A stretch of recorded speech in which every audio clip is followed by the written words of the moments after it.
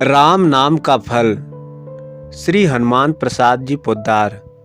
दो भाई थे, पर दोनों के स्वभाव में अंतर था। बड़ा भाई साधु सेवी और भगवान के भजन में रुचि रखने वाला था। दान पुण्य भी करता था, सरल हृदय था, इसलिए कभी कभी नकली साधुओं से ठगा भी जाता था। छोटा भाई अच्छे स्वभाव का था, परंतु व्यापारी मस्तिष्क का था। उसे साधु सेवा, भजन और दान के नाम पर ठगाया जाना अच्छा नहीं लगता था, और वह यही समझता था कि ये सब ठगी के सिवा और कुछ नहीं है। अतः वह बड़े भाई के कार्यों से सहमत नहीं था। उग्र विरोध तो नहीं करता था, पर समय समय पर अपनी असम्मति प्रकट करता और असहयोग तो करता ही था। बड़े भाई को इस बात का दुख था कि उसका छोटा भाई मानव जीवन के वास्तविक लक्ष्य भगवान की प्राप्ति के साधनों में रुचि न रखकर दुनियादारी में ही पूरा लगा हुआ है। बड़े भाई की अच्छी नीयत थी और वह अपने छोटे भाई को भगवान की ओर लगा देखना चाहता था। वह समय समय पर नम्रता और युक्तियों को समझाता भी, दूसरे अच्छे लोगों से भी कहलवाता, उपदेश दिलवाता था, पर छोटे भाई पर कोई प्रभाव नहीं था। एक बार अपनी शिष्य मंडली सहित एक विरक्त महात्मा उनके शहर में आए। बड़ा भाई साधु सेवी था ही, वह महात्मा की सेवा में उन्हें एक दिन भिक्षा कराने की इच्छा से निमंत्रण देने पहुंचा। वहां बात ही बात में उसने अपने छोटे भाई की स्थिति बतलाई। महात्मा ने पता नहीं क्या विचार कर उससे कहा कि तुम एक काम करना, जिस दिन तुम्हारा छोटा भाई घर में रहे उस दिन हमें भोजन के लिए बुलाना, और हम लोगों को ले जाने और लौटाने के समय एक बाजा साथ रखना। तुम्हारा छोटा भाई जो करे उसे करने देना, शेष सारी व्यवस्था हम कर लेंगे। महात्मा के आज्ञा अनुसार व्यवस्था हो गई। बजते हुए बाजे के साथ महात्मा मंडली सहित आ रहे थे। घर में उस दिन ज़्यादा रसोई बनते देखकर और घर के समीप ही बाजे की आवाज़ सुनकर छोटे भाई को कुछ संदेह हुआ, और उसने बड़े भाई से पूछा कि रसोई किस लिए बन रही है और अपने घर की ओर बाजे के साथ कौन आ रहा है। बड़े भाई ने कहा, एक पहुँचे हुए महात्मा अपनी शिष्य मंडली सहित यहाँ पधारे हैं और उन्हें अपने यहाँ भोजन के लिए बाजे गाजे के साथ लाया जा रहा है। महात्मा भी पहुँचने ही वाले हैं। छोटे भाई ने ये सब बातें बहुत बुरी लगी। उसने कहा, आप ये सब चीज़ें करते हैं, मुझे तो अच्छी नहीं लगती। आप बड़े हैं, आप जो चाहें सो करें, किंतु मैं यह सब देख नहीं सकता, इसलिए मैं कमरे के अंदर किवाड़ बंद कर बैठ जाता हूँ। आपके महात्मा जब खा पी करके चले जाएंगे तब मैं बाहर निकलूँगा। इससे किसी प्रकार का कलह होने से घर बच जाएगा। यह कहकर उसने कमरे में जाकर अंदर से किवाड़ बंद कर ली। महात्मा जी आए और सारी बातों को जानकर उन्होंने उस कमरे के बाहर ही सांकल लगा दी। भोजन संपन्न हुआ। तदंतर महात्मा जी ने अपनी सारी मंडली को बाजे के साथ लौटा दिया और स्वयं उस कमरे के दरवाजे के पास खड़े हो गए। जब लौटते हुए बाजे की अंदर से आवाज़ सुनी तब छोटे भाई ने समझा कि अब सब लोग चले गए हैं। उसने अंदर की सांकल हटाकर किवाड़ खोलने चाहे, पर वे बाहर से बंद थे। उसने जोर लगाया, फिर बार बार पुकार कर कहा, बाहर किसने बंद कर दिया है, जल्दी खोलो।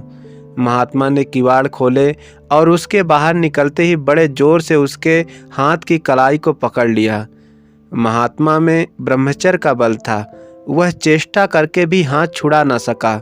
महात्मा ने हंसते हुए कहा, भैया हाथ छुड़वाना है तो मुंह से राम कहो। उसने आवेश में कहा, मैं यह राम नाम नहीं लूँगा। महात्मा बोले, तो फिर हाथ नहीं छूटेगा। क्रोध और बल का पूरा प्रयोग करने पर भी जब वह हाथ नहीं छुड़ा सका तब उसने कहा, अच्छा राम, छोड़ो हाथ जल्दी और भागो यहाँ से। महात्मा मुस्कुराते हुए यह कहकर बाहर निकल गए कि तुमने राम कहा सो तो बड़ा अच्छा किया, पर मेरी एक बात याद रखना, इस राम नाम को किसी भी कीमत पर कभी बेचना नहीं। यह घटना तो हो गई, पर कोई विशेष अंतर नहीं आया। समय पर बड़े भाई की मृत्यु हो गई और उसके कुछ दिन बाद छोटे भाई की भी मृत्यु हो गई। विषय वासना और विषय कामना वाले लोग विवेक भ्रष्ट हो जाते हैं और जाने अनजाने छोटे बड़े पाप करते रहते हैं। पाप का फल तो भोगना ही पड़ता है।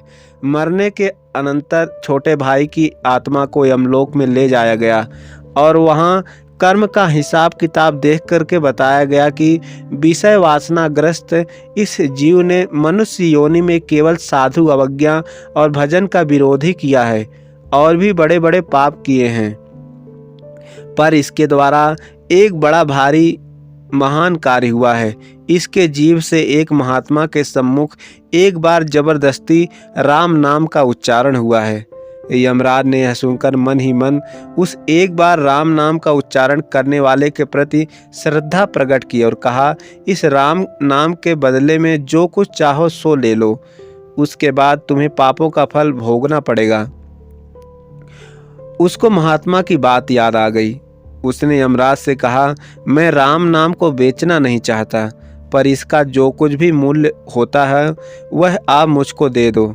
राम नाम का मूल्य आंकने में यमराज असमर्थ थे, अतः उन्होंने कहा, देवराज इंद्र के पास चलकर उनसे पूछना है कि राम नाम का मूल्य क्या होता है। उस जीव ने कहा, मैं यूं नहीं जाता, मेरे लिए एक पालकी मंगवाई जाए और उसमें कहारों के साथ आप भी लगे। उसने यह सोचा कि राम नाम का मूल्य जब ये नहीं बता सकते तब अवश्य ही वह बहुत बड़ी चीज़ है और इसकी परीक्षा इसी से हो जाएगी कि ये पालकी ढोने वाले कहार बनते हैं या नहीं।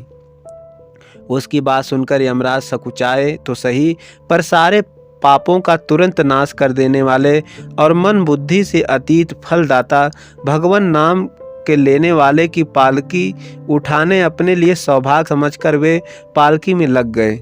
पालकी स्वर्ग पहुंची। देवराज इंद्र ने स्वागत किया और यमराज से सारी बातें जान करके कहा, मैं भी राम नाम का मूल्य नहीं जानता, ब्रह्मा जी के पास चलना चाहिए। उस जीव ने निवेदन किया कि यमराज के साथ आप भी पालकी में लगें तो मैं चलूं। इंद्र भी उसकी बात मान ली और यमराज के साथ पालकी में भी जुट गए। ब्रह्मलोक पहुँचे और ब्रह्मा ने भी राम नाम का मूल्य आंकने में अपने को असमर्थ बताया और उसी जीव के कहने से वे भी पालकी में जुट गए। उनकी राय भगवान शंकर के पास जाने की रही, इसलिए वे पालकी लेकर कैलाश पहुँचे। भगवान शंकर ने ब्रह्मा, इंद्र और यमराज को पालकी उठाते आते देखकर बड़ा आश्चर्य प्रकट किया।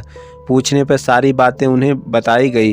शंकर जी बोले, भाई, मैं तो रात दिन राम नाम जपता हूँ, उसका मूल्य आंकने की मेरे मन में कभी कल्पना ही नहीं आती। चलो वैकुंठ, ऐसे भाग्यवान जीव की पालकी में मैं भी लगता हूँ। वैकुंठ में भगवान नारायण ही कुछ बता सकेंगे। अब पालकी में एक ओर यमराज और देवराज लगे हैं और दूसरी ओर ब्रह्मा और शंकर कहार बने लगे हैं।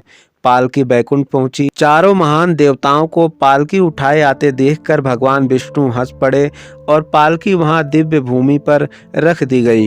भगवान ने आदर पूर्वक सबको बिठाया।